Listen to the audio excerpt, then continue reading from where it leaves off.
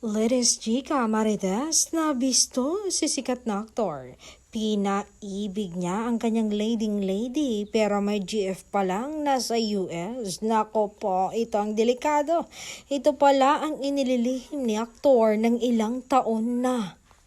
Kaya pala, laging bakasyon kahit ibang country siya pumupunta.